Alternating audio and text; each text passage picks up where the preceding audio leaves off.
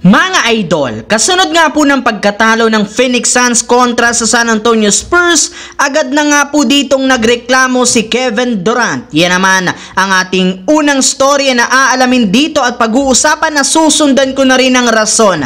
Bakit nga ba mukhang hindi masaya at galit si Terrence Mann kay James Harden at ang balitang nasa Los Angeles nga po ngayon si Danny Green. Kaya mga idol, tara, umpisahan na natin to.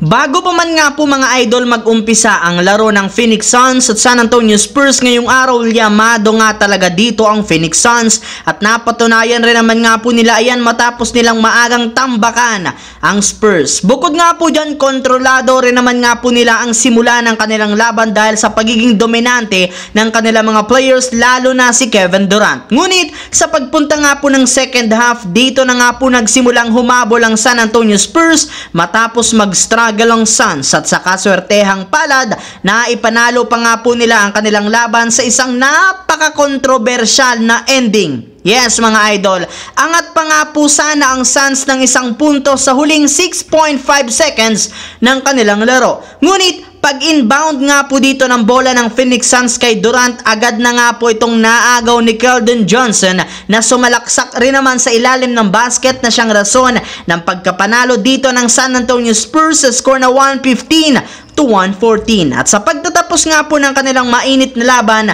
hindi na nga po napigilan pa ng buong kupunan ng Phoenix Suns na magreklamo sa mga referee. Ayon nga po sa kanilang head coach na si Coach Frank Vogel, napakalinaw na na-foul si Durant sa huling segundo ng kanilang laro, sadyang hindi lamang nga ito tinawagan ng mga referee. Maging si Kevin Durant nagsabing na-foul talaga siya dahil hindi nga po niya nabibitawan ng bola ng ganun kadali kung hindi siya natamaan ng isa sa mga players ng San Antonio Spurs. Kaya literal nga daw na nadaya sila ng mga referee. Samantala, pumunta naman tayo sa ating pangalawang storya ngayon sa rason.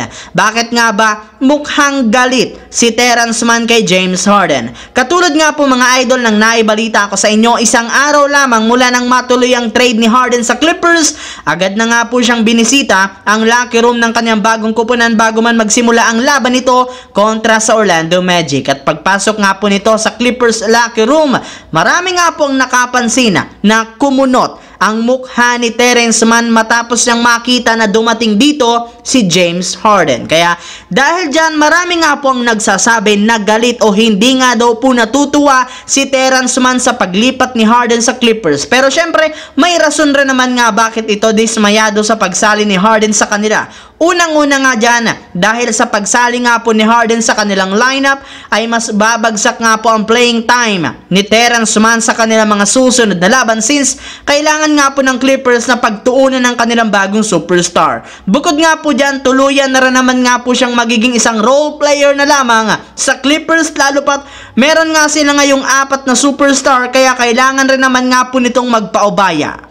Habang dito naman tayo dumako sa ating huling storya sa balitang nasa Los Angeles nga po ngayon si Danny Green. Pagkatapos lamang nga po mga idol na i-wave ng 76ers si Danny Green, magiging isa na nga itong free agent. At habang naghihintay nga po siya ng bagong team na kanyang sasalihan, pumunta muna nga ito at nagpa-practice ngayon at workout sa lugar ng Los Angeles upang doon na siya magsimulang maghintay ng kupunan na magbibigay sa kanya ng bagong kontrata. Yes mga idol, nasa Los Angeles nga po ngayon si Danny Green at base nga po sa pinakahuling inilabas sa balita, kahit anuman nga pong kupunan sa Lakers at Clippers ang nagbibigay at magbibigay ng interes sa kanya ng kontrata ngayong season na siguradong kukunin niya. Yes mga idol, maging ang Clippers kabilang sa mga kupunan na interesado kay Danny Green since kailangan pa nga po nila ng matinding depensa at shooting sa 3-point line para maaga silang magdomina sa kanilang mga susunod na laro.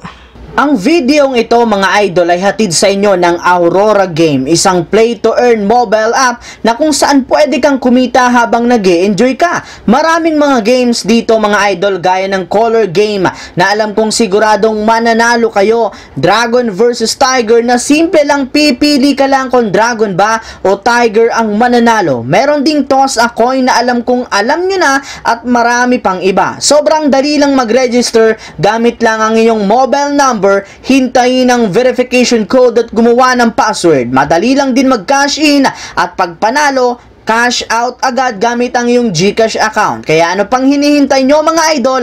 Mag-download na at manalo. Nasa comment section ang link para makapagsimula na kayo. So yun lamang mga idol, ang ating bagong video na ating pinag-usapan ngayon dito sa aking YouTube channel. Once again, this is your J-Zone TV. Don't forget to subscribe at syempre pindutin ang notification bell sa aking channel para lagi kayo maging updated sa mga videos na pinapalabas ko. Isang malaking shoutout sa lahat ng solid na lagi nakantabay at laging nanonood dyan.